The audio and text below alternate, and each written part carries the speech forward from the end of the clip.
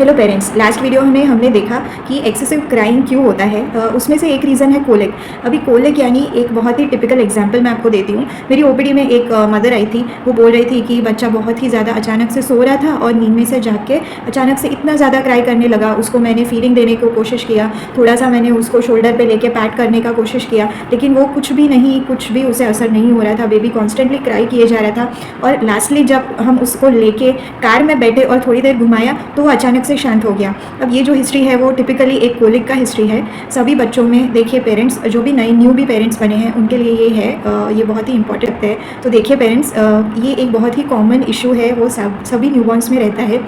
कोई भी बच्चा 6 हफ्ते से लेके 3 महीने तक ऐसा सिम्टम शो कर सकता है। इसे हम कोलिक बोलते हैं। बेसिकली 5 ऐसे चीज़ें हैं, 5S हम बोलते हैं, 5S for a happy baby. तो मैं आपको समझाती हूँ कि आपको क्या क्या फॉलो करना है बच्चे को कोलिक से रिलीव करने के लिए। 5S में सबसे पहला S है स्वॉडलिंग। स्वॉडलिंग यानी बेबी को आप ऐसे कवर कीजिए जिसकी वजह से उसका जो स्टार्टल रिफ्लेक्स है वो एग्रेवेट ना हो और बेबी अच्छे से रैप होके सो जाए। अगर ये जो स्वॉडलिंग है वो बेबी को हम उस तरह से कवर करते हैं कि बच्चे को आजू बाजू की आवाज़ें या कुछ भी स्टिमुलेशन ना मिले जिसकी वजह से वो रिलैक्स होकर सो पाए। तो सबसे पहला है स्वॉडलिंग। उसके बाद आता है स्टमक पोजीशन। स्टमक पोजीशन या कोआला बेयर पोजीशन। जब भी बेबी ऐसे फंसी हो जाए या क्रैंकी हो जाए तो बेबी को हैंड में लेके कोआला पोजीशन में रखना है जब तक वो चुप नहीं हो जाता। तो दूसरा एस था साइड और स्टमक पोजीशन। तीसरा एस है सशिंग। सशिंग और वाइट नॉइस। वाइट नॉइसेस इस तरह की नॉइसेस होती है जो लो पिच और रमलिंग नॉइसेस होती है। ये जो साउंड्स है वो आपके बेबी जब आपकी वूम्ब में था तो उसके आजू बाजू जो भी फ्लूइड रहता है, एमनियोटिक फ्लूइड, उससे जो बाहर की आवाज़ें ट्रांसमिट होकर जैसे सुनाई देती है वैसी ही नॉइसेस को हम वाइट नॉइसेस बोलते हैं। जब भी आप बच्चे को काम करने की कोशिश करते हो तो आप ये वाइट नॉइसेस उसको सुना सकते हैं जिससे उसको सेम आपके वूम्ब के अंदर का एनवायरनमेंट फील होगा और वो अच्छे से चुप हो जाएगा और शांत हो जाएगा। ठीक है, ये थर्ड एस था। फोर्थ एस है स्विंगिंग।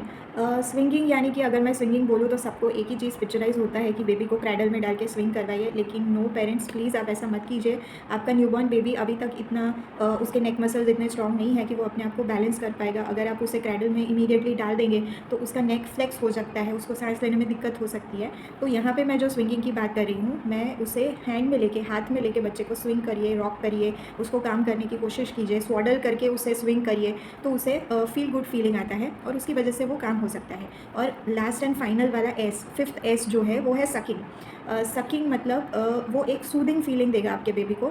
अगर हमें जैसे स्ट्रेस होता है, कोई चीज़ का स्ट्रेस है तो हम उसको as in the form of anger बाहर निकालते हैं। ठीक है, बेबीज़ के लिए स्ट्रेस रिलीव करने का जो भी एक रास्ता है वो है सकिंग।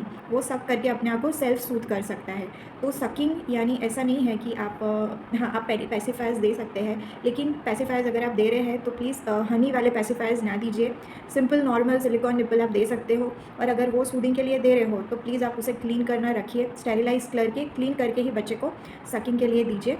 तो ये थे हमारे 5S for a happy baby by colic. Thank you.